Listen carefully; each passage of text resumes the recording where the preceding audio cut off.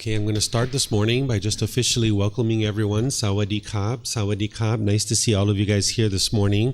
Today is our group learning program, and we're going to be in Chapter 3 of our text for today's program. Chapter 3 is titled Enlightenment. What is enlightenment? This is where you're going to learn about this mental state of enlightenment that the Buddha taught in order to move your mind to this enlightened mental state. Meditation is part of that training, and I'll describe to you what enlightenment is so that you'll understand more about what it is and how to navigate your way to it. But we start our class with meditation to be able to help you guys learn a bit about meditation. So I'm going to start with some chanting to ease us into meditation. And the chants that we use, they're on a laminated sheet over there on the table that you're welcome to help yourself to if you like. You're welcome to chant along. There's the Pali chants, and then there's the English translations as well. In these chants, they're not any rites or ritual or ceremony or worship. It's not prayer or anything like this. During the lifetime of the Buddha, they used chanting as a way to ease the mind into meditation. And actually, that's what we do now. What they used during the lifetime of the Buddha is they used chanting in order to commit the teachings to memory. Today, what we do is we use the chanting to ease the mind into meditation, actually get more benefit out of the meditation itself. Everything the Buddha taught was oral. So when he was teaching orally, every 2 weeks, his students would come together and they would chant his teachings. They would recite them word for word as a way to commit them to their memory. But nowadays, we don't need that in order to learn the teachings. We have books and videos and podcasts, and we have, all kinds of ways to be able to capture the teachings, like audiobooks and things like this. But during the lifetime of the Buddha, they didn't have any of those things. The technology to write things down didn't exist in the region of the world that the Buddha was in. So they would recite his teachings every 2 weeks, word for word. Nowadays, people have taken on this mystical, magical thing with the teachings of the Buddha and these chants, but there's nothing mystical or magical that's happening with a chant. It's not invoking anything. It's not a prayer or worship or anything like that. So if you'd like to join in the chanting, you're welcome to. I'm going to ease us into meditation with some chanting. Then after the chanting, I'll guide you in meditation where you hear me guiding you for a period of time, but then it'll just be quiet and we'll just be meditating. Everyone here and everybody online, welcome to all of you guys as well. And we'll just be meditating together. And I'm sure you'll hear an occasional car going past, or maybe a bird chirping or a dog barking or something like this. But all these things are impermanent. You can't be in an environment where it's permanently quiet. So you can train your mind to not be affected by these things. So I'll guide you in meditation about how to do that. Then we'll come out of the meditation with some more chanting. And that's where I'll start the class, and I'll teach you guys about this enlightened mental state where you can get to the point where the mind's completely peaceful, calm, serene, and content with joy, no longer experiencing any discontent feelings. You'll know more about it by the end of our class today. In terms of the body positioning for meditation, there's 4 positions that the Buddha taught: seated, lying, standing, and walking. And typically students are learning in the seated position, but there's these other positions as well because your body can't permanently be in the same position all the time. So you might learn on the floor, you might learn in a chair, you might learn on a sofa or a bench, wherever you are. You can use any of these positions for the meditation. I'll give you a couple of pointers on your body positioning just to help you move along and kind of learn about meditation a little bit. And then if you ever take any courses or retreats with me, I go into a lot more detail helping students to understand these things.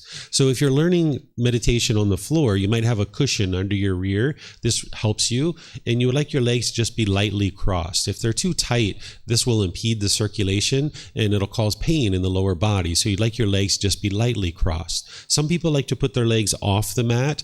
This gets your hips up in the air and it lessens the angle at the hips, the knees, and the ankles. And if this is helpful for you, you could use it. The Buddha put his right hand over his left with his thumbs together, and he put this into his lap. If this is comfortable, again, you could use it. But it's not about everybody doing it exactly the same way, because that's not actually possible. Everybody's body is different, and you're going to find different things to be comfortable. So you find whatever's comfortable for you. Some people like to put their palms on their thighs or on their knees. Some people put their palms up. Some people rest their hands comfortably in their lap. It's whatever's comfortable for you. And then when you're sitting in a chair or you're on a bench or a sofa, you might have your feet flat on the floor or lightly crossed at the ankles. And then the same thing, put your hands and arms wherever they're comfortable. But it's not about everybody doing it the same way. You just find whatever's comfortable for you.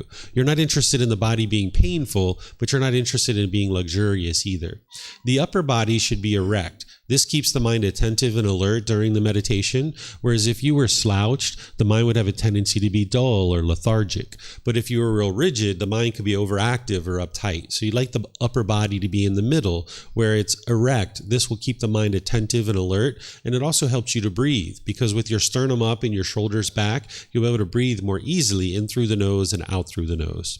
So again, I'm going to ease us into meditation with chanting, which you guys are all welcome to join if you like, and then afterwards I'll give you a bit of guidance in the meditation.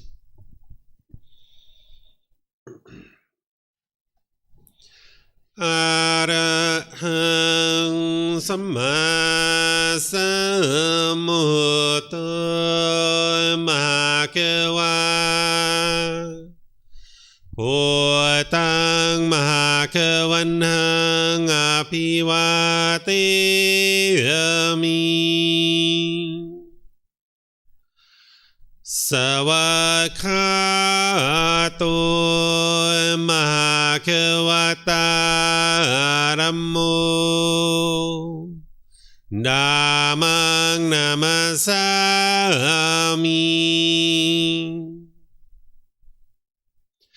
Supatipano Mahakavato Sāvaka Saṅkho Saṅghang Namami Namo Tassa Bhagavato Arahato Samma Sambuddhassa Namo Tassa Bhagavato Arahato Samma Sambuddhassa Namo Tassa Bhagavato Arahato Samma Sambuddhassa Iti piso Mahakawa Arahang Samma Sambuddho Vicacaranang Sammuno Sakato Rokavitu Anuttaro Purisa Namasati Satatawa Manusrang Poto Bhagavati.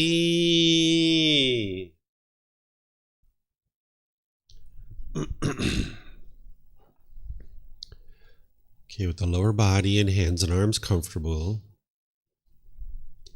in the upper body erect, just close the eyes and start breathing in through the nose and out through the nose. Here you're just looking to establish the breath. A nice, natural, steady, consistent breath. Not forced or controlled. Just a gradual inhale through the nose, experiencing the full breath. And then, whenever you're ready, exhale out through the nose. Breathing in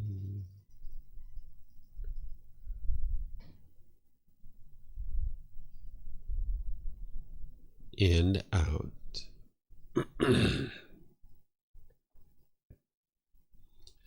Breathing in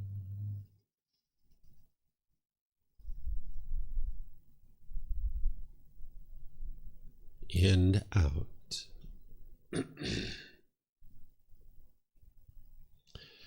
Your breath may not match up with the guidance that I'm providing, and that's okay. This is your practice.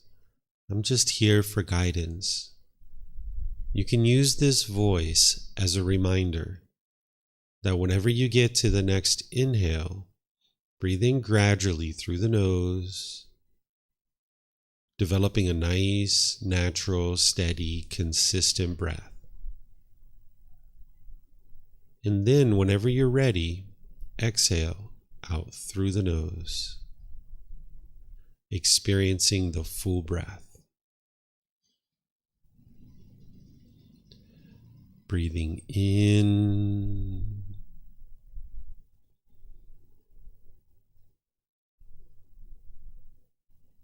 and out.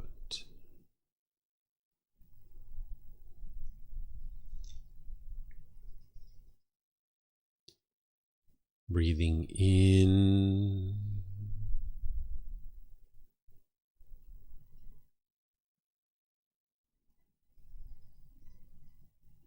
and out.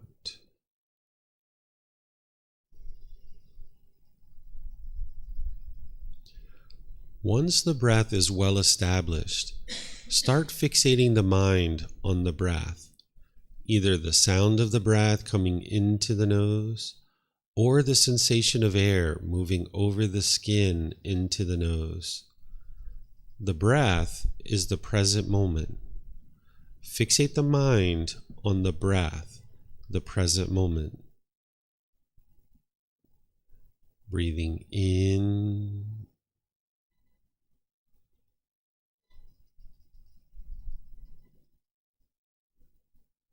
and out.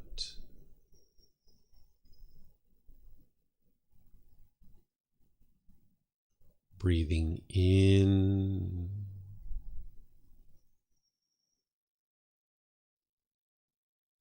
and out.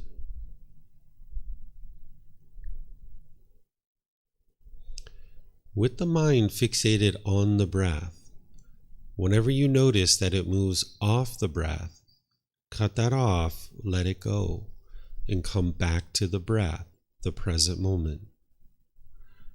No need to observe the thought, label it, judge it, analyze it, or even try to figure out where it's coming from. Whenever you notice that the mind is moved off the breath, cut that off, let it go, and come back to the breath, the present moment. Breathing in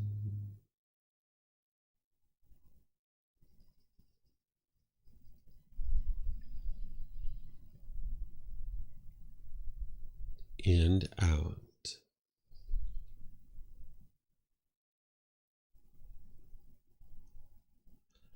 Breathing in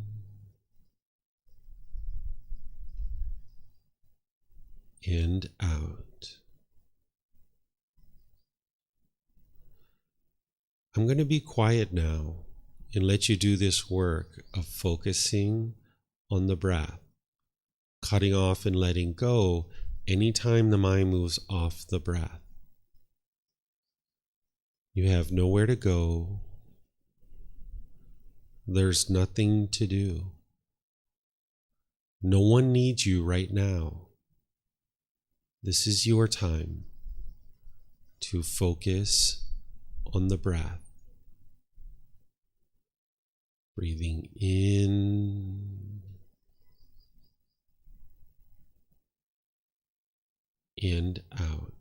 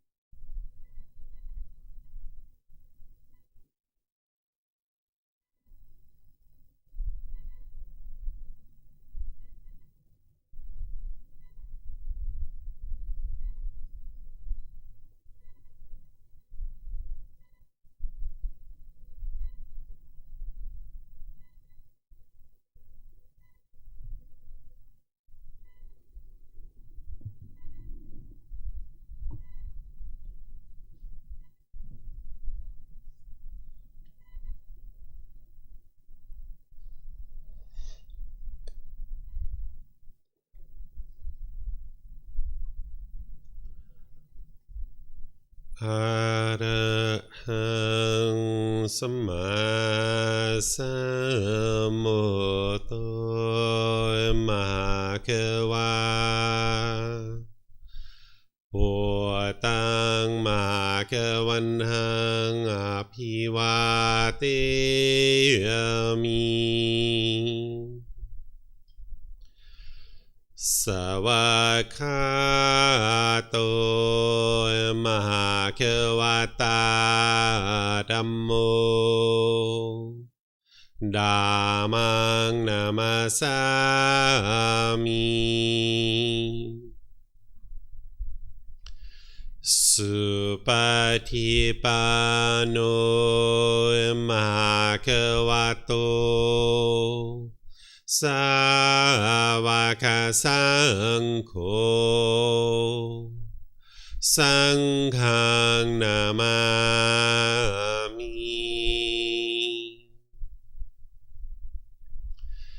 นะโมตัสสะภะคะวะโตอะระหะโตสัมมาสัมพุทธัสสะนะโมตัสสะภะคะวะโตอะระหะโตสัมมาสัมพุทธัสสะนะโมตัสสะภะคะวะโตอะระหะโตสัมมาสัมพุทธัสสะอิติปิโสมหาเขวาอะระหังสัมมาสัมพุทโธ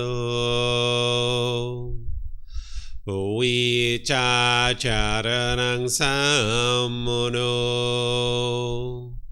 สกขาโตโรกาวิโตอนุเตโรปุริสาธัมมาสติสัตตาตาวามนุสนังพุทโธภะคะวะติ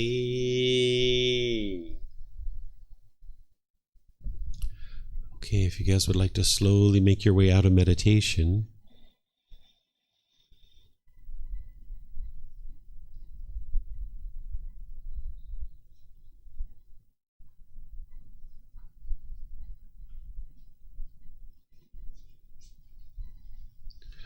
Okay, I would like to once again welcome all of you guys here to Wat Tung. Welcome to everyone. Good morning.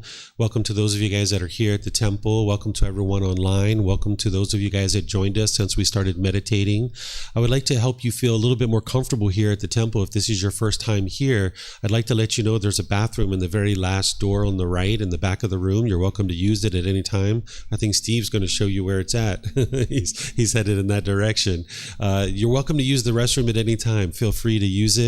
There's even bathrooms outside the temple here, this classroom. If you go outside the classroom here, you'll see some main signs that take you around to the main bathrooms of the temple complex. So you're welcome to use the restroom at any point. We even have water here and some snacks that are showing up from our students. You're welcome to help yourself to water and snacks if you like. Just make yourself comfortable. Today's topic is chapter 3 of our book for this particular program. This program is called the Group Learning Program. We meet each Sunday and Wednesday here at the temple at 9 a.m. and then we also meet online at 9 p.m. And someone can choose to come either at 9 a.m. or 9 p.m. It's the same class. It's just a different time depending on where you are in the world. That 9 a.m. or 9 p.m. might work better for you depending on where you're at. And I do this here in the morning at 9 a.m. and then I do this in the evening at home from my home studio where I live stream from there. And I'm also live streaming from here so that students all around the world, no matter where you're at, there's a time zone that would be helpful for you to be able to take the live classes. But if you can't take the live classes, there's a recording where you can watch it on YouTube, on Facebook, on the podcast, and you can continue to learn. And we just restarted this program about 6 weeks ago, and we're starting to get into the heart of the text that we're using for this program. This text that we use, it's the first volume of a book series called The Words of the Buddha, The Path to Enlightenment, Revealing the Hidden. In this first volume, chapter 3 is titled Enlightenment, What is Enlightenment? And we're starting to get into the real heart of the book at this point, because the path to enlightenment that the Buddha shared is to train your mind to get to this peaceful, calm, serene, and content mind with joy where you no longer experience any discontent feelings. Meditation is part of that, but you need other teachings as well. You wouldn't be able to meditate your way to enlightenment. You're going to need other guidance and other teachings to be able to help you. And here at the beginning of the book, what I share is what enlightenment is so that you understand what it is, so that you can navigate your way to it more readily. And then once you arrive to enlightenment, you'll know that you're actually there. It's kind of like if you were going to go on a journey to maybe a city north of here like Chiang Rai and you've never been there before, and someone's like, hey, would you like to go to Chiang Rai?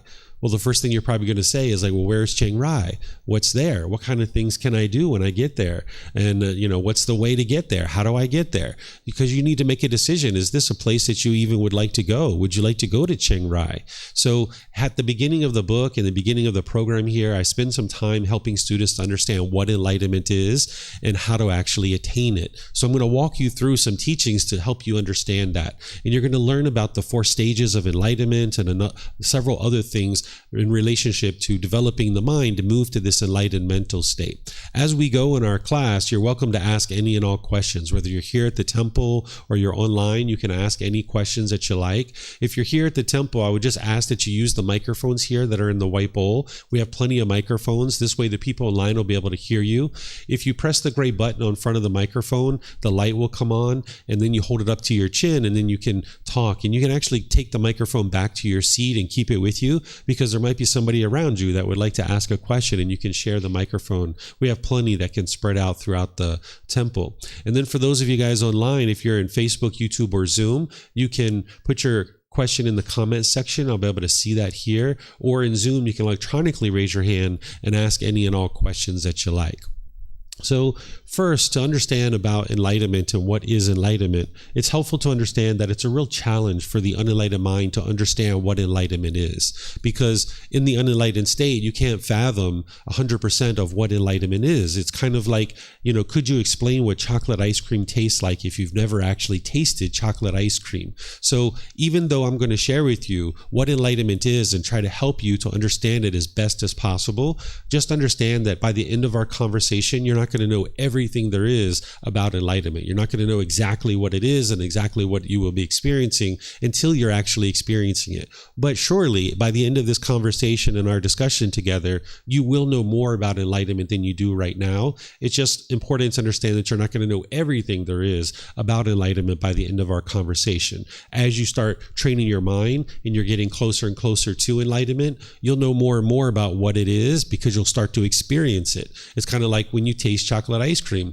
you'll be able to explain it more readily because you're actually tasting it and you can describe it more accurately.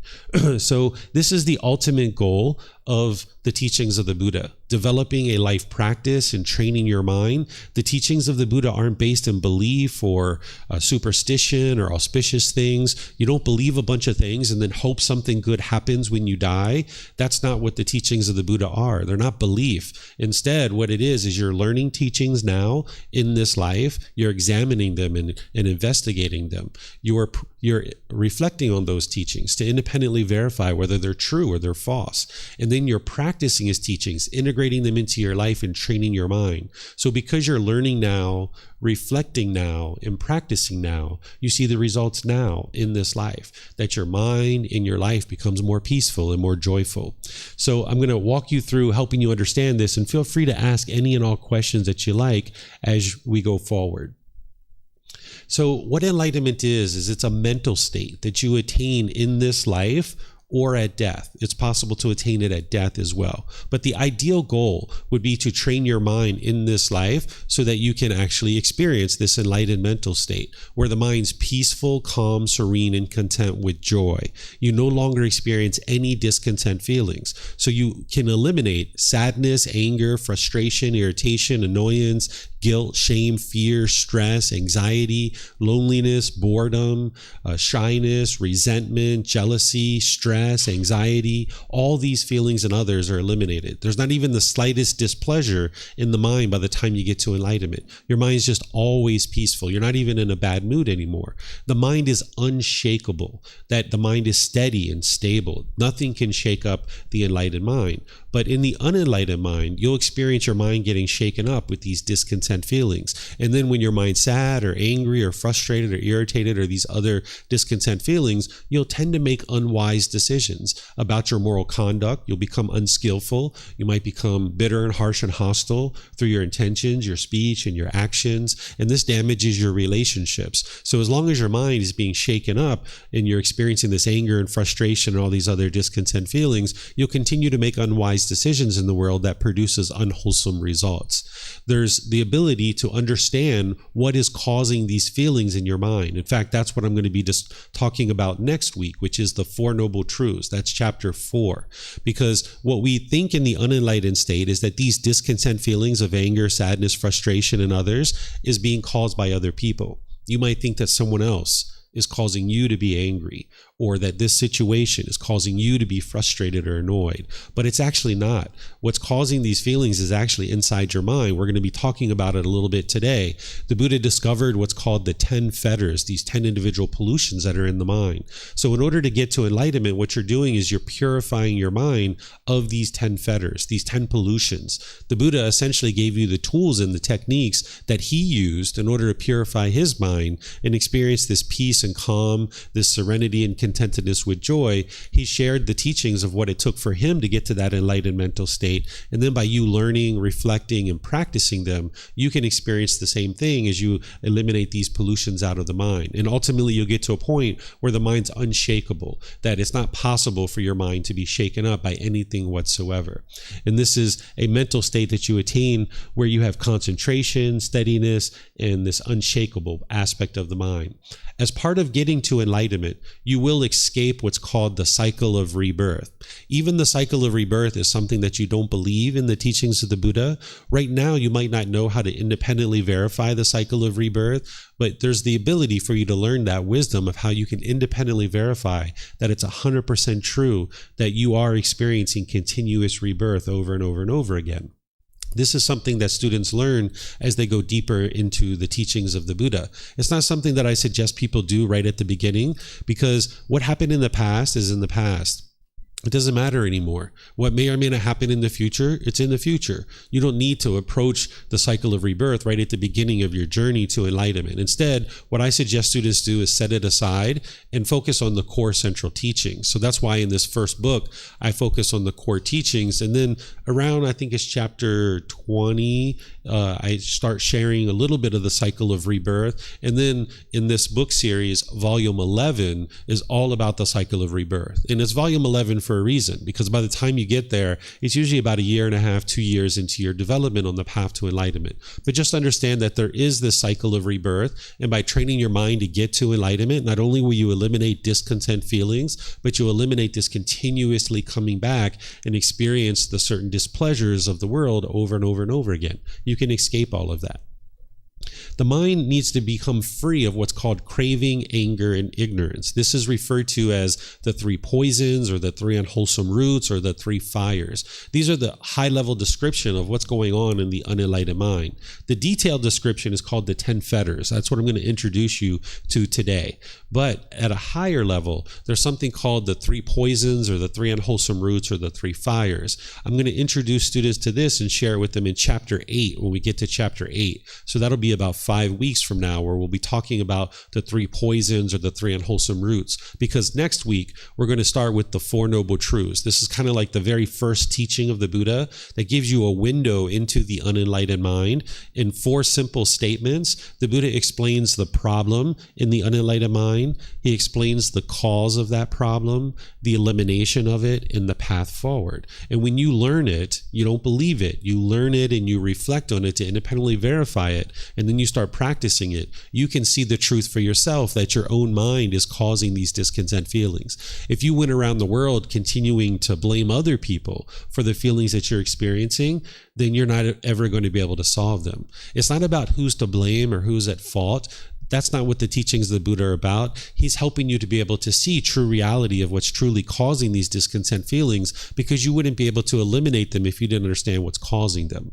And when you don't understand what's causing these feelings, what you'll typically do in life is you'll typically push people away out of your life. When you experience painful feelings, you think somebody else might be causing it. So you'll typically push people, or you'll push the situation out of your life, but it doesn't solve the problem, because you just get irritated or annoyed or frustrated about something else. It's just a matter of time, because that person isn't the problem. That's not what's causing your discontent feelings. They're not causing that. Or you might be bitter, harsh, and hostile towards people. And this doesn't work either, because people will tend to leave out of your life. You'll have continuously broken relationships. Or you might put your expectations on people and trying to control people to do things your way. And again, this doesn't work either, because people feel pressured and forced to do things your way, and then they don't want to be around you, so they might choose to leave out of your life for that reason too. So as long as you don't understand what's really causing these discontent feelings, you wouldn't actually be able to eliminate them. So the 4 noble truths gives you like a little window into understanding this, but it's the 3 poisons that takes you a level deeper. But then it's the 10 fetters that gives you the most detailed description of what's going on in the mind and why you keep experiencing this anger and frustration and all these other discontent feelings over and over. And then the Buddha gives you the tools to be able to eliminate this from the mind. And as you do so, you can see the peace and joy coming into the mind more and more readily. So the path to enlightenment is a purification of the mind, where you're training the mind to eliminate certain pollutions that the Buddha discovered. We refer to them as the fetters because it's like a shackle around your ankle with a chain and a ball. This is how they would keep prisoners trapped in a certain area during the lifetime of the Buddha and during ancient times.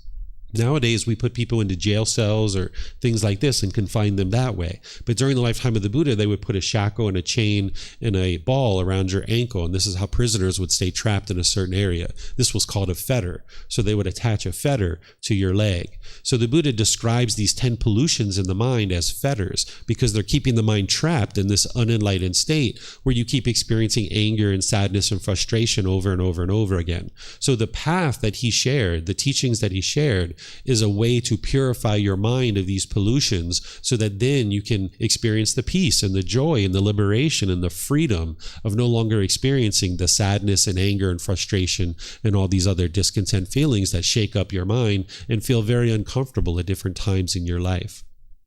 Sometimes people refer to enlightenment as happiness. While you'll experience plenty of happiness in the enlightened mind, it's what's referred to as unconditioned happiness. In the unenlightened state, you experience conditional happiness. What conditional happiness is that if some condition is met, you will be happy. For example, if it's sunny outside, you will be happy, right? If your bank account balance is this, you will be happy. If your mom and dad do this, you will be happy, right? If you're, get a new pair of shoes, you'll be happy. If you get a new boyfriend, a new girlfriend, perhaps, maybe you'll be happy, right? This is conditional happiness. That happiness arises, it changes, and it fades away because it's impermanent, because it's based on some impermanent condition. So if you base your inner feelings on something like the sun, because the sun is not permanent, that means your happiness is not permanent either. It's conditional happiness. So this is the reason why you haven't been able to get to permanent happiness, because the unenlightened mind is basing its inner feelings on some condition. That if it's sunny, I will be happy. But now when the sun is no longer there, because the sun is impermanent, now when it rains, you'll be sad. Or if you base your inner feelings on your bank account balance, that if your bank account balance is here, you'll be happy. That means when it goes here, you'll be sad. Or if you base your inner feelings on, if I have a boyfriend or girlfriend, I will be happy.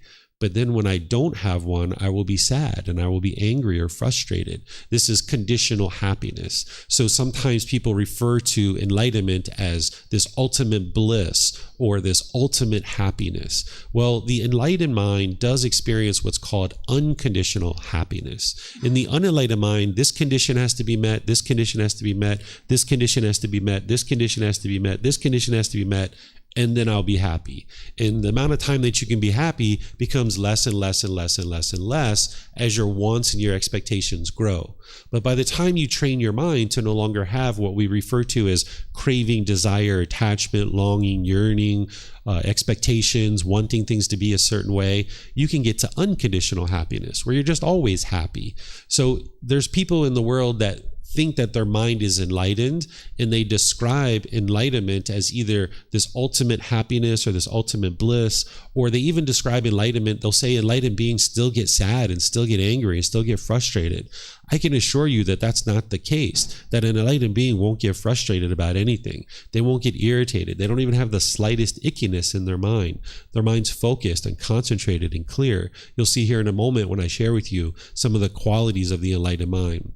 So this path to enlightenment, when people are describing this ultimate bliss, what they're describing is what's referred to as the jhanas. The jhanas are these preliminary phases that the mind goes through before it gets to the first stage of enlightenment. This word jhana, if it translated to one English word, I would just use that word, but it doesn't.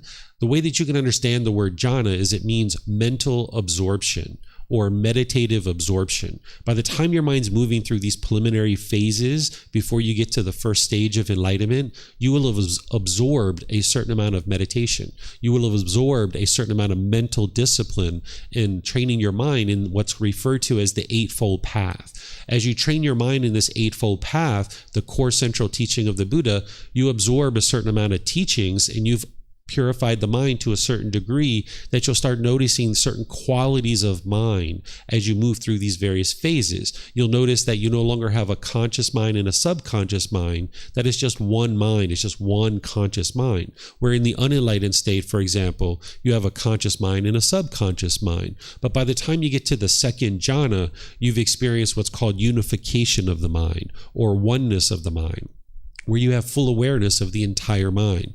Because the conscious mind is polluted, but the subconscious mind is even more polluted. So by the time you get to the second jhana, you will have had unification of the mind, where you now have full awareness of the entire mind. You also notice other qualities that the Buddha describes as part of the jhanas. And this is where it gets really real for you, that when you're practicing the teachings of the Buddha very closely, the Eightfold Path, and you start looking at the descriptions of what he's describing these jhanas are, and you realize that he said those things 2,500 years ago, and now today you've been learning and practicing his teachings, and 2,500 years later you're experiencing the exact qualities that he said that you would be experiencing if you learn and practice his teachings. You'll get really, confident in the teachings at that point, because it's very clear that he described this 2,500 years ago. You practiced his teachings, and now you see these qualities of mind starting to arise that he's describing. So when people are talking about ultimate bliss, this isn't actually enlightenment yet. The mind is still excited and elated. The mind needs to be more in the middle, where there's this unconditional happiness or joy. It's a mental state. By the time you get to enlightenment, it's not a feeling. A feeling is going to arise, it's going to change and fade away. So the feeling of happiness arises, changes, and fades away. It's temporary. But the mental state of joy or the mental state of happiness, it's permanent. It will stay in your mind always. So an enlightened being is permanently happy and permanently joyful. These are some of the advantages or some of the qualities or benefits that one experiences as their mind moves into the enlightened mental state. That the mind's peaceful, calm, serene, and content with joy permanently. That you'll never experience anger or sadness ever again. It's impossible for an enlightened being to experience these feelings because you've uprooted the causes and conditions that are producing it. There are certain conditions, certain pollutions in the mind that are causing these discontent feelings. And when you use the training in the techniques to uproot those causes and conditions out of the mind can no longer experience any anger or sadness or frustration. You don't need these feelings. They're not going to help you in life. It just shakes up your mind. You'll notice that there's a high degree of focus, concentration, clarity of mind, and deep memory. Essentially, the mind will be performing optimally. That by the time you get to enlightenment, without these pollutions in your mind can perform optimally. But when you have these pollutions in your mind, you'll lack focus, you'll lack concentration, you'll lack clarity, you'll have difficulties with certain memory. But you can train your mind and hone it. It's kind of like a musical instrument. That if a musical instrument had a string that was very loose and you plucked it, it doesn't play beautiful music. Or if the string was too tight and you plucked it, it doesn't play the way the instrument was intended to play. It doesn't play beautiful music. So your mind is the same way, that when you're on one side or the other, it doesn't perform optimally. But when you fine tune your mind, you can optimize it to perform optimally, where you can be focused and have clarity and concentration and deep memory. You'll no longer experience any of these discontent feelings by the time the mind gets to enlightenment. All the anger, sadness, frustration, irritation, annoyance, guilt, shame, fear, stress, anxiety, loneliness, boredom, shyness, resentment, jealousy, all of these and others are completely eliminated from the mind because you've eliminated the causes and conditions that are producing it. Again, it's not something outside of you that's causing these feelings, but that's typically what the unenlightened mind thinks. Because of its lack of wisdom, you think that mom is making you angry, or brother is making you angry, or your coworker is annoying you, or something like this. But this isn't actually true. And as long as the mind lacks wisdom to understand the truth, you'll continue to experience this over and over and over again. So that's why next week I'm going to teach you about what's truly causing these discontent feelings. By the time you get to enlightenment, you'll have deep wisdom where you can be polite, kind, friendly, and respectful to anybody and everybody. Right now, you probably find that challenging. There's certain relationships that you might be in where you might be bitter and you might be harsh or hostile or aggressive, perhaps, in some of these relationships. And this is only damaging your relationships. But by the time you get to enlightenment, you've fully cultivated your mind where you can be polite, kind, friendly, and respectful to anybody and everybody. But again, right now, that would be challenging for you because the mind lacks wisdom of how to do that, and it has certain pollutions in there that hinders it from being able to do that. But as you practice more and more closely, you can get to the point where you're not even causing any harm to other beings. Right now, you might think sometimes you have all the best intentions in the world and you do something and it just kind of blows up on you and you're like, wow, what happened? Like, I thought I was like being really kind and friendly here. But because the mind lacks wisdom of the natural laws of existence, which is what the Buddha taught, he didn't teach a bunch of beliefs. He didn't teach a bunch of rules or commandments. He's teaching you about what's called the natural laws of existence. And when you understand these natural laws and you cultivate wisdom around them, you will understand how to practice in a way where you're practicing with kind intentions, kind speech, and kind actions. And now you can be polite, kind, friendly, and respectful to everybody. But with the lack of wisdom of these natural laws, you'll go out into the world and think you're having all the best intentions, or you might be thinking that you're speaking in all the best ways or doing all the best things, and things blow up on you.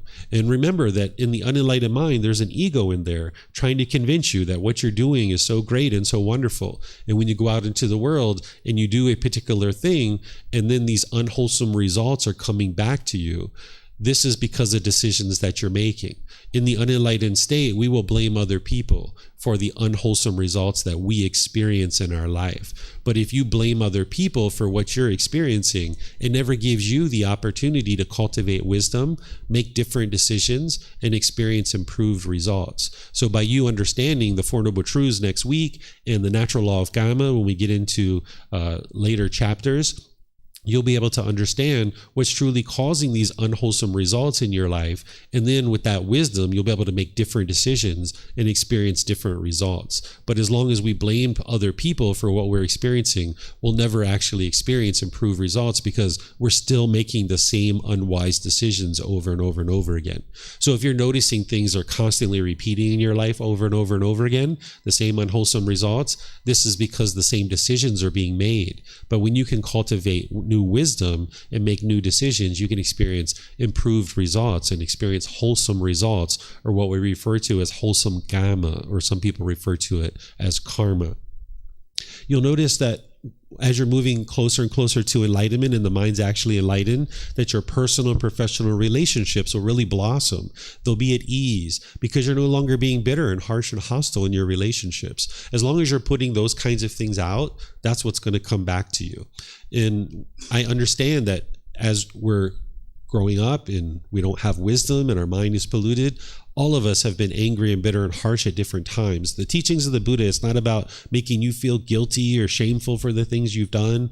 Of course, we've all been in arguments. Of course, we've all been bitter and harsh and hostile. Of course, we've all made unwise decisions at different times. But what the path to enlightenment is, it's about recognizing what is it that's causing this to occur and helping you as an individual to evolve to an improved individual where you can make wiser decisions. Whereas if you kept making the same unwise decisions, you're going to keep experiencing the same results. You can think about the path to enlightenment in a being who gets to enlightenment. It's like an evolution of our species. Just like a lizard evolves, just like a snake evolves or other animals evolve, as human beings, we are not animals, we're human beings. We can become better and better human beings. We can evolve to a point where we no longer experience anger and sadness and frustration and all these other discontent feelings. And you can get to the point where your personal and professional relationships are really blossoming and you don't experience bitterness and harshness and hostility in your life. But as long as you're putting those things out, this stuff is going to keep coming back to you.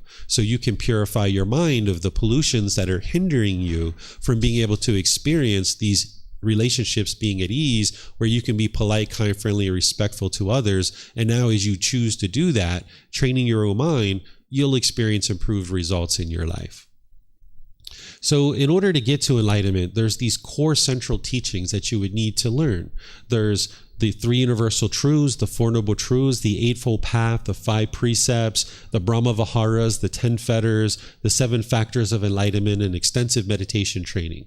As part of this program, the group learning program on Sundays and Wednesdays, I teach all of these things and much more. But these are the core central teachings that usually a student's working to get their arms around in order to fully understand the teachings. And it's important to learn these with the original words of the Buddha. If you're just searching on the internet or using some unreliable source, you're not necessarily studying with the original words of the Buddha. You need to be able to study his original words. And that's what I share in all these books. You can download them from free from our website. I have turned the first book into an audiobook, which is available to you at no cost. You can take those downloaded files and go print them if you like. You can get printed versions here by just reimbursing me for the printing cost, or you can order them on Amazon if your country has access to Amazon.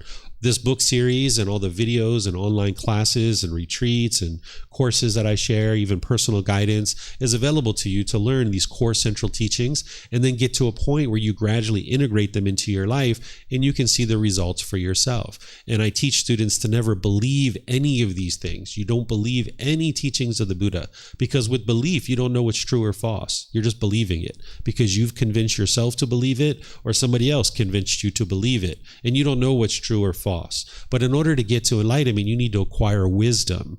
Wisdom is what's going to lead to your enlightenment. And the way you get to wisdom is by independently verifying something. So when I teach the 3 universal truths and the 4 noble truths next week, I'm going to walk you through and show you how to learn it, how to reflect on it, to independently verify it, and how to practice it so you can actually see the results in your practice. So I'm going to pause here and see what questions you guys have before I move to the next thing, which the next thing is the 10 fetters. So let me see if you guys have questions here at the temple. And remember, if you could use these microphones, that would be great. For those of you guys online, if you could put your questions into Facebook, YouTube, or Zoom, or in Zoom, you can raise your hand electronically and ask any questions that you like. So is there anybody here, anybody online who has a question?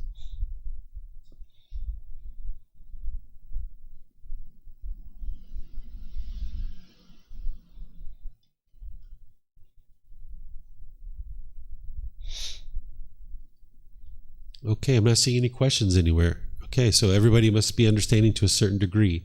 Okay, so the next thing to talk about is introducing you guys to the 10 fetters. These are the 10 pollutions that the Buddha discovered in the unenlightened mind, and then he discovered the tools and the techniques of how to eradicate them from the mind. And everything that he taught you, everything that he shares with you, everything that he helps you to learn and understand, it's coming back to these 10 fetters in one way or another, helping you to eradicate these out of the mind and eliminate these pollutions. And as I mentioned, as you do so, you'll experience those qualities of the enlightened mind. So I'm just going to introduce you to a couple of these, maybe a few of them, so that you'll kind of get a flavor and a taste for what these fetters are.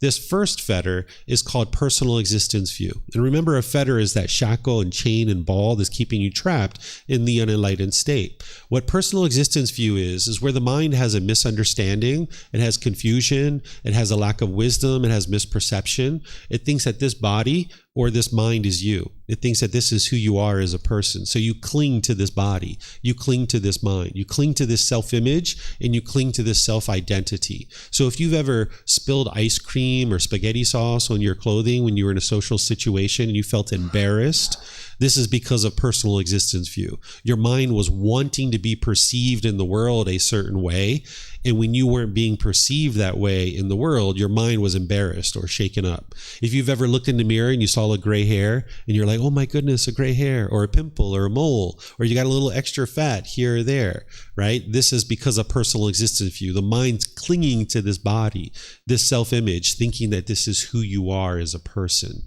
Or there can be self-identity in the mind. What self-identity is, like your culture, your ethnicity, your nationality, maybe your sexual orientation, maybe your job or occupation. You might be clinging to these things and others, thinking that this is who you are. Like, I am American, or I am Chinese, or I am an Aussie, or I am Japanese, or I am Brazilian, or I am Belgium, or I am Indian, or any of these other I am Thai, right? This identity, not just your nationality and where you were born, but it can even be your occupation. Like, I am a police officer, or I am a lawyer. In your mind clinging to this identity, when you experience certain agreeable things related to this, you'll feel pleasant feelings, but they're only conditional. So that now when you experience disagreeable contact related to these things, you will experience displeasure and painful feelings. So for example, if you have in your mind that I am Chinese, or I am Thai, or I am American, or I am an Aussie, or I am from Ecuador, right? Any of this I am, you could be at a restaurant and 2 tables over, somebody could be degrading and disparaging people from the country that you come from.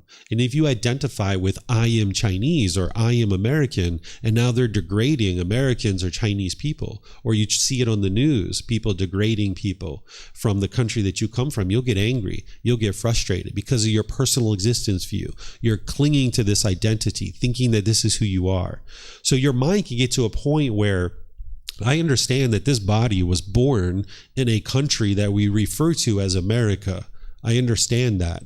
But the mind doesn't identify with I am American. That doesn't exist any longer in the mind. Right? If I identify with I am American, then when somebody says something degrading or disparaging about American people, I would be upset. I would be angry. So you can liberate your mind from this personal existence view, getting to the point where you no longer identify with these kinds of things. So then if somebody says that all American people are blah, blah, blah, blah, blah, okay, they're not talking about me because I'm not American. This body was born in a land that we refer to as America, but it wasn't always referred to that way. Right? It was only in the last, 2, 3, 500 years that it's been referred to that way. Prior to that, it was something else, right? So your mind doesn't have to adopt an identity based on your nationality, your culture, your sexual orientation, or your job. Say you have a certain job. If you've been in a certain job and now you take on that job and you take on that as part of your identity, and now you think, I am a police officer, and now you get injured, or maybe you retire and you can't do that job anymore, you'll struggle. You'll have difficulties. You'll feel like a part of you is missing, like a part of you is gone. Or if you've ever been in a relationship before and you took on the identity of I am a boyfriend, or I am a girlfriend, or I am a husband, or I am a wife, and when you guys broke up in your relationship, you might have wanted to hurry up and get right back into another relationship because that identity of I am a boyfriend or I am a girlfriend, it wasn't intact anymore. Your mind was uncomfortable with I am single, because your mind didn't identify that way. Your mind identified with, I am a boyfriend, I'm a girlfriend. So when you didn't have a boyfriend or girlfriend, your mind really struggled during that time, and you felt like you needed to hurry up and get right back into another relationship. And this is because of the personal existence view. The mind clinging to the self-image and clinging to the self-identity, thinking that this is who you are as a person. So what you can come to understand is that there is a body, there is a mind, and it's come together for this existence. And we refer to this as a person. There's a bunch of people sitting here, right? There's a body, there's a mind, it's come together. We call that a person. But none of this is me. These clothes aren't me, right? This body isn't me. It's not who I am. This role that I fulfill as a Buddhist teacher, I'm sharing the teachings of the Buddha. But my mind doesn't identify with, I am a Buddhist teacher. Because if I identify with, I am a Buddhist teacher, somebody might say something wonderful. Oh, Buddhist teachers are lovely and kind and friendly and generous. Oh, they're so great. You would get pleasant feelings. But then when somebody says something degrading and disparaging and diminishing about Buddhist teachers, you'd feel sad, you'd feel angry, because you're identifying with that. So you can understand that you're performing a certain role. Maybe you're a food server, maybe you're a taxi driver, maybe you are a police officer, a lawyer, or a teacher, or something like this. But that doesn't define who you are, because those things aren't permanent. They're going to be constantly changing in your life. So this is the struggle with personal existence view, is that the mind will hold on to this body, and it'll hold on to this mind. It'll hold on to this self-image and the self-identity, and then you'll be shaken up when things aren't intact the way that you want. People sometimes come to Thailand in search of themselves, right? They feel like, I don't even know who I am anymore. I need to find my true self. Let me go to Thailand and see if I can find my true self. Well, you'll never find your true self, because the solution to this is that there is no self. There is no self that exists. You'll find new hobbies, you'll find new activities, you'll find new friends, you'll find maybe new things to get involved in, maybe a new occupation, but none of those things are you. It doesn't define who you are as a person. Just like your choices and decisions, it doesn't define who you are. So there's more to learn here with personal existence view. There's more to go into it and understand what it is, and actually understand the techniques and tools to eradicate it. When we get to chapter 16 of this program, it's called Dissolving the Ego. Ego serves no purpose. This is part of your ego, where the ego is in the mind, and you need to eradicate that and dissolve that in order to get to enlightenment. So we'll be describing this more, and we'll even be talking about the tools and techniques to go in and proactively eliminate it. But this is just a little bit of an introduction to it to help you start to understand it. Then there's something called doubt.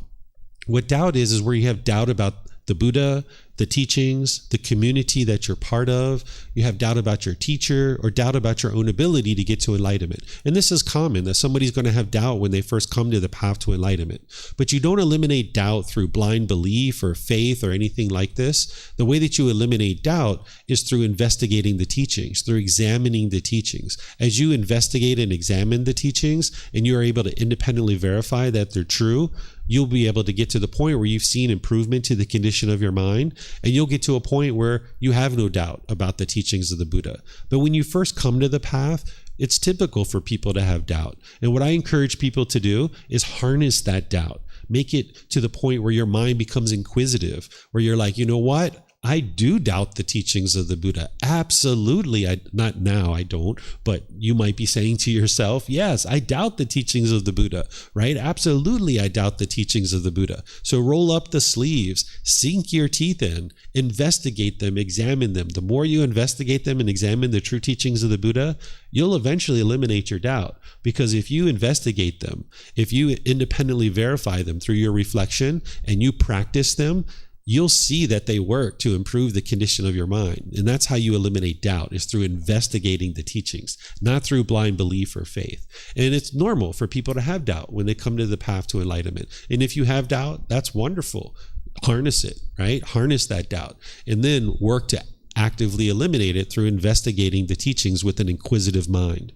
Then there's something called wrong behavior and wrong observances. What wrong behavior is this is where there's certain moral conduct that you do right now where as you're putting that out, it's causing harm to others, and this harm is coming back to you. And as long as this is actually in the mind, you're going to keep experiencing unwholesome results in your life. So if you're bitter, harsh, and hostile through your intentions, your speech, your actions, if you're causing harm through your livelihood, this harm that you're putting out is just going to come back to you. So there's teachings that the Buddha shares as part of the Eightfold Path that is going to guide you in how to improve your moral conduct, so that as you do so, you will then cause less and less harm, and then less and less harm will come back to you. And you can eventually get to the point where there is no harm coming back to you because you fully purified your practice and you're no longer causing harm through your own ways that you interact through your intention, speech, actions, and your livelihood.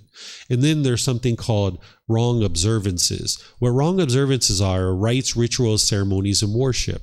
If you've ever done those things, which I'm sure plenty of us have, you can see that they don't lead to an improved life. So there's no amount of water that I can sprinkle on you. There's no amount of ropes that I can tie on your wrist. There's no amount of ceremonies or anything like this that somebody could do that's going to help you to cultivate wisdom. The way that you eliminate wrong observances is you learned to understand that the problem in the unenlightened mind is a lack of wisdom. And as long as you have a lack of wisdom, you continue to make unwise decisions that are leading to unwholesome results. And there's no rites, rituals, ceremonies, or worship that's going to help you to cultivate wisdom and actually allow you to make wiser decisions that's going to produce more wholesome results in your life. So if you've been involved in certain observances, rites, rituals, ceremonies, and worship, that's fine. That's your choice. That's your life. But what you'll come to understand is these things don't lead to an improved life. This is why you can go to a temple, somebody can sprinkle water on you, and if you go outside and you're bitter, harsh, and hostile to people, and you're making unwise decisions, then you're going to experience unwholesome results. It doesn't matter how much water is sprinkled on you. It doesn't matter how many ropes are tied on your wrist. It doesn't matter how many wafers you eat on your tongue. If you go out in the world and you're bitter, harsh, and hostile and you're making unwise decisions, these things are all going to come back to you. So there's no rites, rituals, ceremonies, or worship that's going to help you to cultivate wisdom. So these are the first three fetters to help you understand. You'll understand more about central desire and ill will as you go. This is just a little bit of an introduction to the fetters for you. But here, let me just introduce you to conceit and then ignorance as well.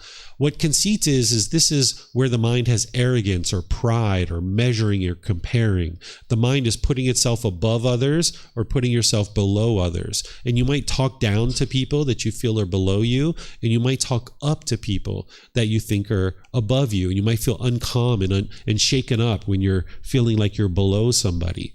But by the time you get to enlightenment, you need to eradicate this conceit, where you're kind of, the mind is looking for a pecking order. In the animal realm, there's a certain pecking order, right? We needed to know who's the alpha male and the alpha female in our wolf pack, because they're the ones who are teaching us how to hunt and how to survive and how to be wolves. And we needed to know who's the matriarch of our elephant herd, because she's going to show us where the migration paths are. She's going to show us where the food is. She's going to show us where the watering holes are. If we didn't know who the matriarch of our elephant herd was, we wouldn't survive. So when we come into this human realm, our mind has been conditioned through our animal existences, and we have this conceit in the mind where we're trying to look for a pecking order. And the mind's trying to say who's above me and who's below me. And now when you go into a certain social situation, you might feel uncalm and you might be shaken up by these kinds of things. And you find it a challenge to actually be involved with people and have harmonious relationships, because the mind's looking to see who's above you and who's below you. But you can get to a point where you just see everybody as being equal. You don't see people as being above you or seeing people below you. And this is to eradicate the conceit out of the mind. So as you do so, you'll be able to reside more harmonious with people in your life, because you're no longer putting yourself above or below people. You're no longer judging other people and trying to determine who's above you or below you, because when you're judging others and either looking down on them or looking up to them is actually causing harm to your own mind. So you can eradicate this conceit through dissolving the ego and training your mind to be humble and down to earth and look at everybody as being equal. So even though there's a president or prime minister of a country, and even though there's people who are doing other types of jobs that people might consider to be lower, you don't need to think of it that way. way. You can think of, yeah, it's great to have a wonderful president or prime minister in our country, but it's also nice to have clean streets too. And we can treat that person who cleans our streets the same way that we treat the president of our country: polite, kind, friendly, respectful. Whereas if you treat one group of people one way and you treat another group of people one way, when you're in a social situation, you will really struggle about who to treat how. But when you can get to a permanent practice where you're treating everybody the same, no matter who you're around, whether it's a president or prime minister, whether it's somebody who's sweeping the streets outside, you can treat them all the same: polite, kind, friendly, respectful, with a smile, right? And you can be humble and just see yourself as being equal to everybody. So there's certain tools and techniques to eliminate this conceit out of the mind that we're going to be discussing in chapter 16, which is about the ego and dissolving the ego when we get to that point in this particular program. Where all of these fetters and all the other challenges that the mind is experiencing in the unenlightened state is coming from is this 10th fetter. This 10th fetter is often referred to as ignorance, but I tend to not use this word. I only use it here because that's what other people use. And if you're learning teachings from other people, you'll know what they're talking about. What I like to refer to this as is the unknowing of true reality, or misunderstanding or confusion. Because this word ignorance is like a derogatory word, and a Buddha, an enlightened being, isn't going to refer to people in a derogatory way. So we're taking the teachings of the Buddha that are in the Pali language and we're translating them into English. And sometimes when people are translating them, they're not necessarily using the most accurate words. So this word, the unknowing of true reality, or this phrase, the unknowing of true reality, or misunderstanding or confusion, is a much better way to think about this. Because in the unenlightened mind, it's confused. It lacks wisdom. It has this misunderstanding. It just doesn't understand what it doesn't understand. In the unenlightened state, we don't understand that we're causing our own discontent feelings. We firmly believe that mom is making me angry, or my life partner is annoying me, or my children are bothering me, right? We firmly believe that, but that's because of this unknowing of true reality, this lack of wisdom, this misunderstanding, this confusion, that the mind doesn't see true reality. And that's essentially what a Buddha does, is they figure out true reality. They're able to see the natural laws very clearly, and then they help other people to understand them as well. And then that's why you learn them, you reflect on them to independently verify them, and you practice them, because that's what will get you to wisdom. Wisdom is what antidotes this particular fetter. You can't get to enlightenment through belief, because with belief you don't know what's true or false. You can't get to wisdom through belief. But if you can learn something, you can investigate it and examine it. You can reflect on it to independently verify it. And then you can practice it and integrate it into your life and start seeing the results that it produces. Then you can get to wisdom and you know the actual truth. And that's what antidotes this. So the mind in the unenlightened state is unknowing of true reality, of things like the three universal truths, the Four Noble Truths, the Eightfold Path, the Five Precepts, all of these teachings that the Buddha shares, the natural law of karma, the cycle of rebirth, and all these other things. So this is kind of a little bit of an introduction to the 10 fetters. I'm going to be teaching a retreat this August where I'm going to be spending an entire class period on each individual fetter, where we're going to spend an hour, hour and a half on each individual fetter. I'm going to explain to you what it is. I'm going to explain to you the symptoms of it. I'm going to explain to you how to eliminate it. And I'm going to explain to you how to know that you've actually eliminated it from the mind. This retreat in August is called Purification of the Mind to Attain Enlightenment. I'm going to share with you the teachings that you need to move from the first stage of enlightenment to the enlightened mental state itself. And you can attend it here. You can attend it online because we live stream it. You can watch the recordings and all these different things. So any questions on the 10 fetters? These are organized into the lower fetters and the higher fetters. Any questions on these?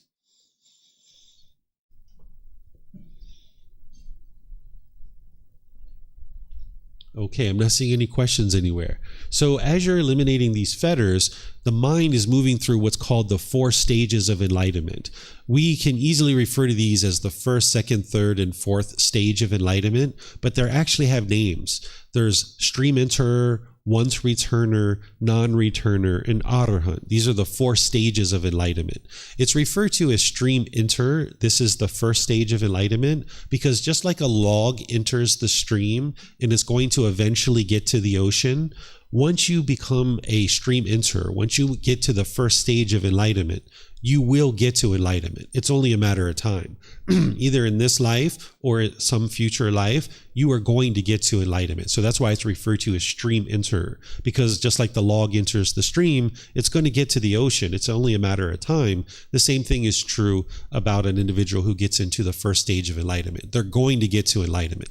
And from that first stage of enlightenment, your mind won't regress backwards. All the way up to the first stage of enlightenment, if you kind of get complacent in your practice and you're not practicing the teachings, your mind will regress. So you can get to a certain point of clarity and concentration and focus in your mind. And if you get complacent, you'll backslide. Your mind will regress backwards and you'll see less concentration and less focus in the mind. But by the time you get to the first stage of enlightenment, that doesn't happen, that your mind won't regress backwards. It'll only be forward progress from that point forward. By the time you get to the first stage of enlightenment, you'll have everything you need to actually get to enlightenment in terms of the resources, a teacher, the tools and techniques that you need. You're still going to need guidance to get from the first stage to enlightenment, but you'll have accumulated all the things that you need in order to get to the first stage and then ultimately to enlightenment. It's kind of like if you were going to go to the summit of Mount Everest. If you're at base camp of Mount Everest, you have everything you need to get to the summit. You just haven't gotten there yet. You have the equipment, you have the tools, you have the wisdom, you have the knowledge. You're still going to need help along the way. You still need a tour guide to help you get there, but you've got everything you need to actually get to the summit. It's the same thing with the stream enter, that first stage of enlightenment. You'll have everything you need at that point to make your way to enlightenment. And then there's something called a Buddha. A Buddha is a unique individual. They are an arahant. What an arahant is there's somebody who've eliminated all the 10 fetters. But there's a uniqueness between how an average enlightened being does this and how a Buddha does it. A Buddha does it without the help of any teachers or any guides, where other people are going to need help. They're going to need guidance from a teacher. So I'm going to walk you through and show you how an individual moves through these 4 stages of enlightenment. And then we'll talk a little bit about what a Buddha is.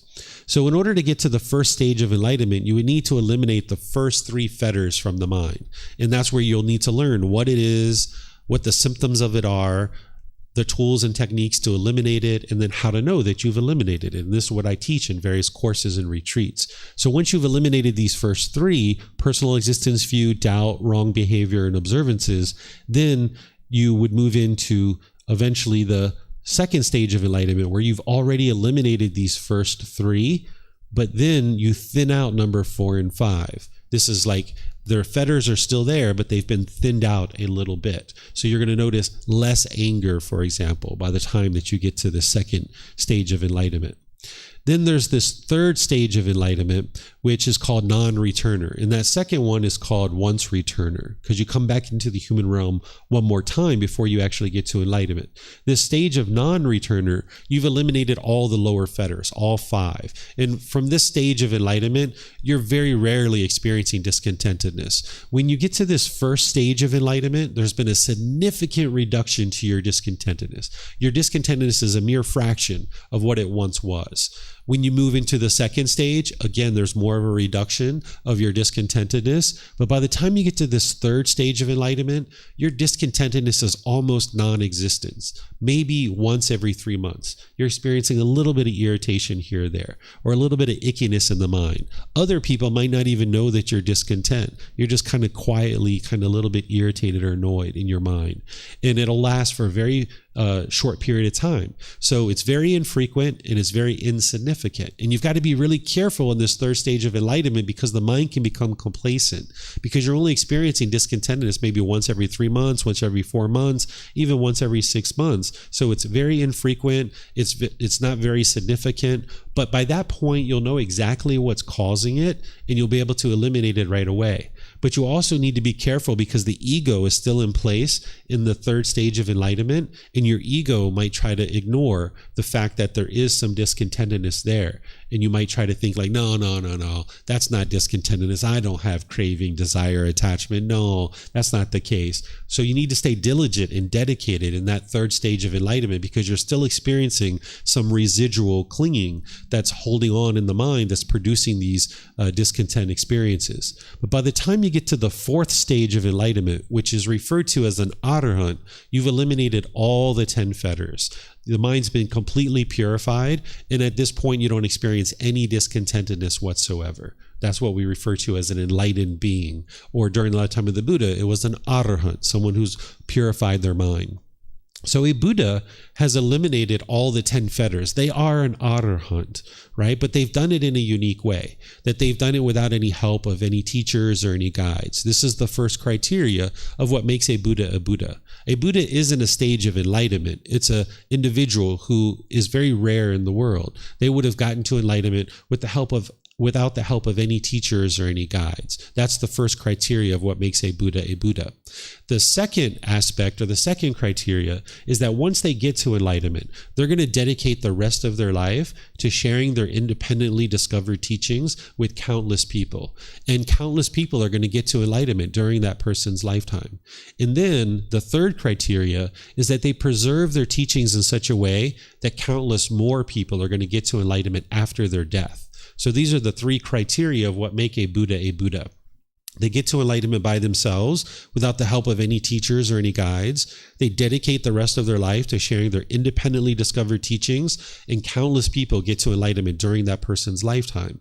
Then they preserve their teachings in such a way that after their death, countless more people are going to get to enlightenment after their death. So these are the three main criteria of what makes a Buddha a Buddha. And Gotama Buddha, he matches these criteria. And a Buddha is very rare in the world. The last one that the world's currently aware of existed over 2,500 years ago. So you can get to enlightenment and you'll be plenty enjoying the enlightened mental state, but you won't be a Buddha at that point. You're going to need help from teachers and guides. And the reason why is because there's a certain quality of mind that an individual who is to become a Buddha, that they have, that the average person doesn't have. What a person who's going to become a Buddha has is they have this deep, profound memory, even in the unenlightened state. By the time you get to enlightenment, you'll have a significant memory. But even in the unenlightened state, a person who's going to become a Buddha has a deep, profound memory. They can remember countless details about their current life and their past lives too. And all that wisdom comes together in their last life to be able to help them to be able to get to enlightenment in their last life without the help of any teachers or any guides. It's kind of like a hard drive. Like if you think of your mind, you have a certain limited capacity. You have like 500 gigabytes in your hard drive or 1 terabyte in your hard drive. And what you need to do is, as you're experiencing new things, you need to delete old files in order to store new files. This is why you have maybe spotty memories about your past. When you think about your childhood, you just kind of have spotty memories here and there. But if you think about the last 5 years or so, you can remember things pretty well because you've deleted old files in order to store these new files. A person who's going to become a Buddha, they have an unlimited capacity. They have detailed recall of their current life in previous lives as well, and they accumulate all this wisdom over multiple lives. They bring it together, and now they can get to enlightenment by themselves without the help of any teachers or any guides in their last life. And then they're going to dedicate their life to helping others, and then they're going to preserve their teachings so that other people after their death can get to enlightenment. A person who's a Buddha can quickly determine the condition of somebody's mind without that person even telling them anything, that they can just observe the qualities of their student's mind and then offer them teachings as a way to help them to be able to improve and get closer and closer to enlightenment. This is one of the powers or one of the abilities that a Buddha has, is to be able to observe the quality of their student's mind and then be able to share teachings that are going to help them. And this is the reason why any Buddha that would exist today wouldn't be interested in other people knowing that they're an actual Buddha, because they're able to help their students more readily to be able to observe the quality of their students' minds and then be able to share teachings with them that will ultimately help them. Because the Buddha's interest is to help people get to enlightenment. They're not interested in fame or fortune or anything like this. They're only interested in seeing people get to enlightenment. And one of the powers that they have to be able to help people do that is to be able to observe the person's mind and be able to provide teachings to them to help them. Whereas if everybody knew who a Buddha was, they would probably be on their best behavior when they're around that Buddha, and they wouldn't be able to observe the natural qualities of their mind and then be able to offer them teachings to help them. So a Buddha wouldn't be interested in other people knowing that they're a Buddha. They would just share their teachings. They wouldn't go around performing a bunch of miracles trying to convince people that they're an actual Buddha. because that would be anti-productive. Instead, because their teachings are independently verifiable, they don't need other people to know that they're a Buddha in order to be able to share their teachings. They can just share their teachings and people can independently verify them and practice them to be able to experience the results. And then the last aspect of what a Buddha is a Buddha is a living, breathing, walking example of their teachings. That they don't teach one thing and then do something different. They're going to actually be teaching through their own actions. That a Buddha understands that, yes, their students are learning through their spoken words, but their students are also learning from observing them. So a Buddha is going to be a living, breathing, walking example of their teachings so that other people can observe what it means to be an enlightened being, and then they can actually learn from that. And they can absorb certain teachings. They can observe the Buddhist intentions, their speech, their actions, the way that they interact in the world. And this is going to help their students to be able to make their way to enlightenment. So a Buddha is going to be a living, breathing, walking example of their teachings. Someone might say a Buddha practices what they preach, but a Buddha is not going to preach to anybody. They're just going to share teachings and guidance to be able to help them. But they're a living, breathing, walking example of their teachings. So this is everything on this particular topic about enlightenment, what is enlightenment, and the 4 stages of enlightenment, and what a Buddha is. I'm going to open up to any and all questions that you guys have. Again, you can ask them here at the temple using the mics, or online you can use Facebook, YouTube, or Zoom in the comment section, or you can raise your hand in Zoom and ask any questions that you like. I see we have something coming in on Zoom here. I'm going to need to see it. My eyes don't work so well. Let's see. Hi, David. This is from Lily. Not sure if if my YouTube question was showing up. I was wondering if enlightenment is an exception of impermanence, being enlightenment is permanent. Okay, so let me help you with that. So what the Buddha taught and what you can observe in the world is that there's conditioned objects which arise, change, and fade away. All conditioned objects are impermanent. But there's something called unconditioned objects, which are permanent. Unconditioned objects, they don't arise, they don't change, and they don't fade away. They are permanent. So in the unenlightened state, your mind is conditioned. You have certain conditions that are in your mind, these pollutions, these 10 fetters, that are causing feelings to arise, they change, and they fade away. But by the time you get to enlightenment, you've purified your mind, that your mind is now unconditioned. So now with an unconditioned mind, those mental qualities of peace, calm, serenity, and contentedness with joy, and everything else that I describe, you now are experiencing that through an unconditioned mind. There's no conditions that are required in order to produce the peace and the joy, so therefore it's permanent. So enlightenment itself is permanent because it's an unconditioned object. Same thing is true about the natural laws of existence. These natural laws that the Buddha taught, they're unconditioned, meaning there's no condition that needs to exist in order for these natural laws to exist. So that's why the Buddha's teachings are timeless, that what he taught during his lifetime 2,500 years ago are the exact same natural laws that exist today. Those natural laws, they don't arise, they don't change, and they don't fade away. They're timeless. So what he taught during his lifetime is the same exact natural laws that exist today. And this is an unconditioned object. Another example for you might be unconditional love. That unconditional love is you just love somebody as they are. There's nothing that you did in order to produce that love. There's nothing that that person did in order to produce that love. And no matter what they do, you still love them. That's what unconditional love is. But oftentimes the unenlightened mind doesn't understand unconditional love. So that's something we're going to be talking about when we get to chapter 15 in this group learning program.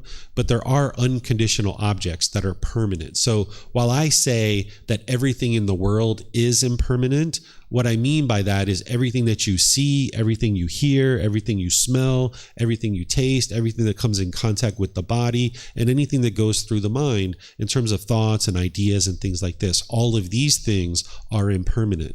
But it's not to say that everything is impermanent. Everything in the world that you see, hear, smell, taste, comes in contact with the body and goes through the mind, these things are all impermanent. But you will see unconditioned objects that do not arise, they do not change, and they don't fade away. So that's why the qualities of enlightenment are permanent, where they're just constantly there. That when you wake up in the morning, You're happy. You're joyful. You didn't even look outside yet. You don't even know what's going on. You just opened your eyes. You're already happy, right? All day long, you're joyful. And then you go to sleep, you're still joyful. Because there's no condition that's producing this joy, then there's no fading away of this joy. It's just always there. Where in the unenlightened state, you can only be happy if certain conditions are met.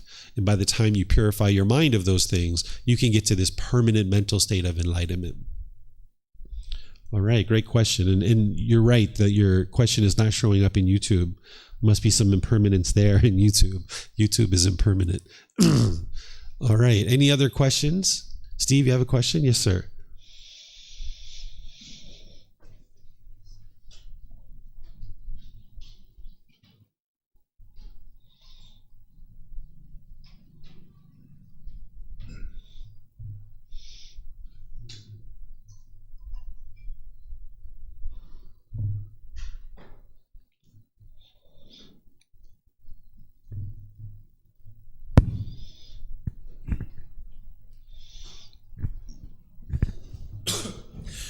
Thank you, David. So just a kind of practical question that as you start, I should speak from experience, as I start to sort of learn about this and go deeper into it. So I find I'm going through an initial phase of becoming like how aware I am of my various fetters. Oh, wow, I didn't know I had so much anger. Oh, wow, I've got such an ego.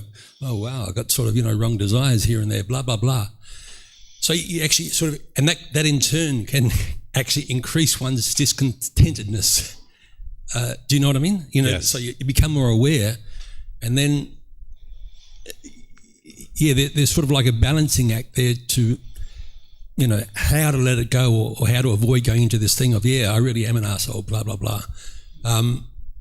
Yes, just some practical guidance on that. So this is very common that before you're on the path, we don't have mindfulness. We don't have awareness. We don't know about these things. We're ignorant of them, right? We have this unknowing of true reality.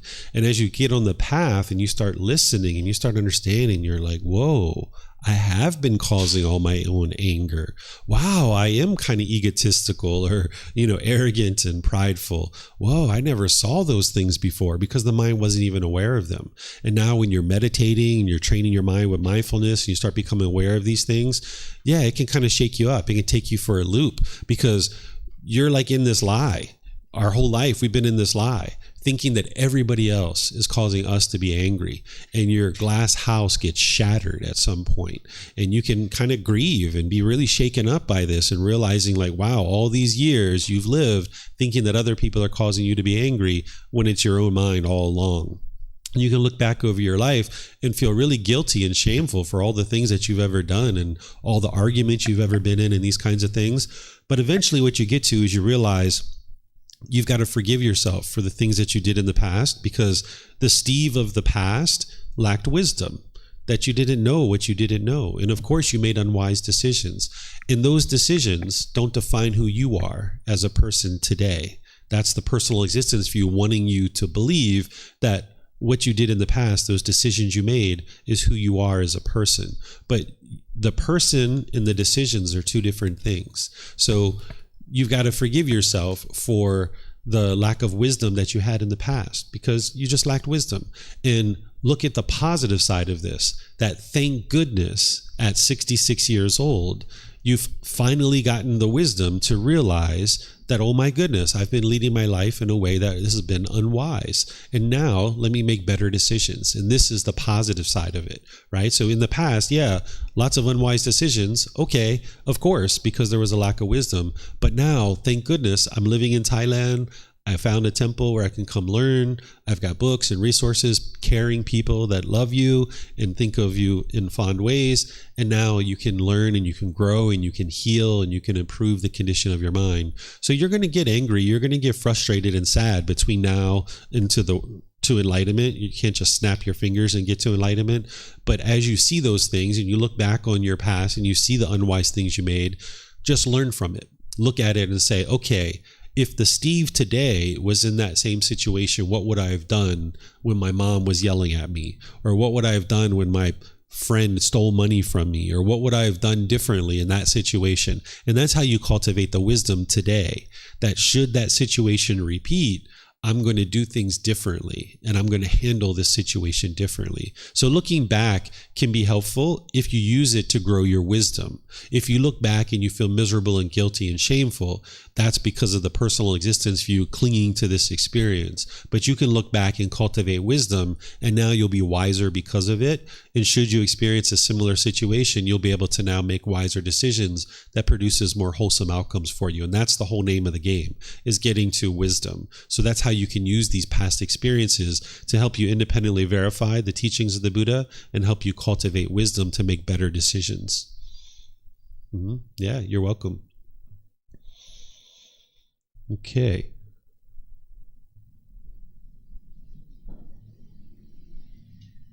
Okay, Lily's got... Hi. Turned off.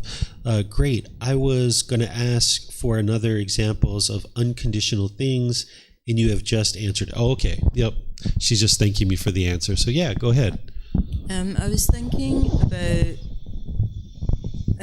is it gamma or karma, or if you make unwise decisions, or if you're hostile in your interactions with someone, or your behaviours are not good, you're going to receive the same in return. But what if it's just sometimes you have, like, a thought pops into your head, and you think to yourself, well, that's not a good thought, and you try and put it to the side. So you're trying to stop the thought going into an action. So when you're feeling quite angry, or you're feeling annoyed at someone, you kind of stop it before it gets to the point where you say something, but you're still experiencing that sort of feeling and you're trying to minimize it. Does that still count as an unwholesome thing that you're going to receive something bad from?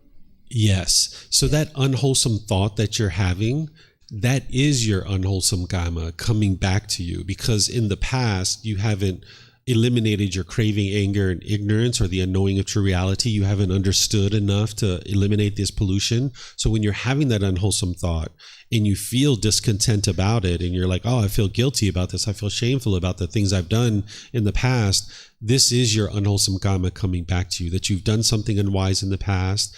And you also haven't purified your mind, so now you're experiencing this unwholesome thought that's coming back to you. But that's what we call old karma, that something is coming back to you from the past. And now, in the present moment, you have the ability to make a decision. And now, whatever decision you make is going to produce new karma for the future. This is the new karma that you're creating. So what you just said is what you would like to do in the present moment, which is cut off that unwholesome thought. That's what's going to produce the new karma, which means now, slowly but surely, your unwholesome thoughts are going to diminish. But without that wisdom, which you've learned here in these classes, if you didn't have that wisdom, where in the past, where this unwholesome thought comes up, you might dwell in that and you might indulge in that. And then it's just going to continue to permeate in the mind. And that's going to produce more unwholesome karma, that you're going to keep experiencing that unwholesome thought over and over and over again. So these unwholesome thoughts are the unwholesome karma coming back. But now in the present moment, you make new decisions based on your new wisdom. And now this new wisdom is cut that off, and cut that off. And that's what's going to purify your mind, along with other things, to now experience new karma where you don't have to have unwholesome thoughts. But you will have unwholesome thoughts on your way to enlightenment. But by the time you get to enlightenment, all of that will be purified from the mind. And you'll just experience the peace and joy all the time. Thank you. You're welcome. Great questions. No other questions? Okay.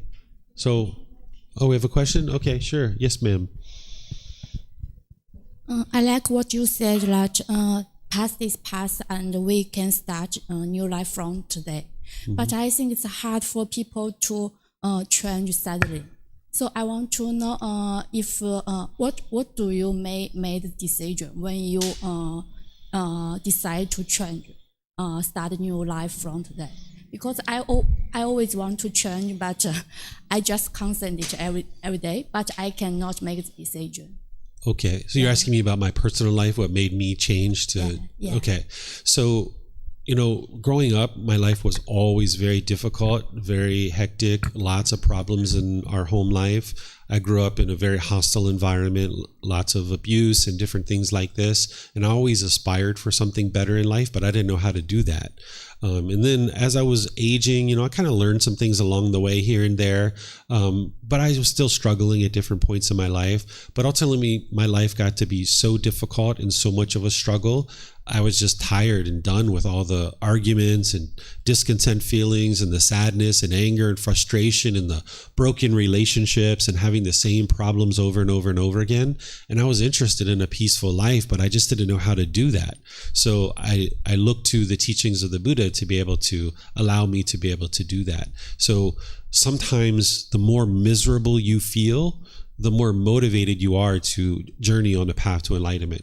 Where someone whose life is like quite peaceful and quite joyful already, they don't have the built-in motivation. So if you've had a very challenging life or you've had difficult circumstances with relationships and things like this is oftentimes the motivator for somebody to get on the path to enlightenment. And you actually see a lot of progress, because if your mind tends to be angry and frustrated and agitated and annoyed and having all kinds of struggles, as you're learning the wisdom, you make pretty significant progress readily. So that's what motivated me, is that I just saw my life was a real mess in the world too. And I see the world was a real mess. And I was interested in improving my own mind so that I could then help others to experience the same thing. You're welcome. All right. Well, I think that's everything. So what I'll do then is just thank all of you guys here at the temple and thank everybody online for joining, and invite you to come back at any time that you would like, whether you're here at the temple or whether you'd like to join online. You're welcome to learn as much as you like. We actually have a course starting tomorrow. Tomorrow is Monday, 9 a.m. We have a 5-day course where I'm going to be sharing the foundational teachings that it takes for you to be able to develop a life practice. You can attend 1 day of that, 3 days of that. You can attend all of it, or you can join by live stream, or you can watch the recordings. This would be the foundational teachings that you need in order to develop your life practice and really get firmly on the path to enlightenment. And you can attend that starting tomorrow if you like, whatever part of that you would like, either here at the temple or online. And then we have this Sunday and Wednesday classes that you can attend either live, 9 a.m. or 9 p.m., or you can watch the recordings as well on our YouTube channel, on Facebook group, or on our podcast. And if you need any of the information about our courses and classes or any of the resources that we have, you can just see our website, and you can even talk to me.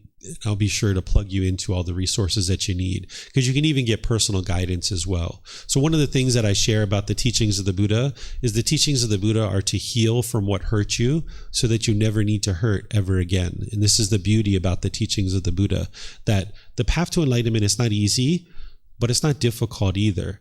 But it's the last struggle of all struggles. You will have some struggles and challenges on the path. But if you confront those struggles and you cultivate wisdom, this will be your last struggle of all struggles. That by the time you get to enlightenment, your mind's at ease and it's very peaceful.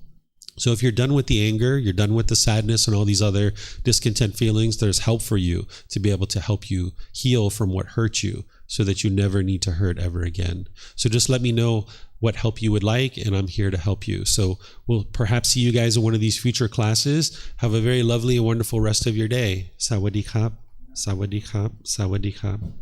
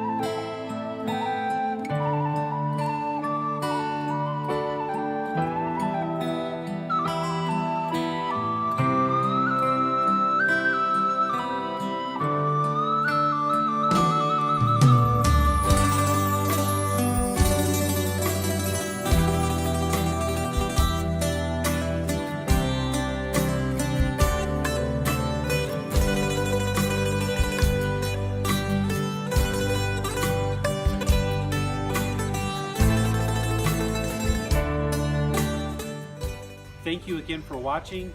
Enjoy your meditation. Look forward to seeing you online and answering any questions that you might have. Thank you so much.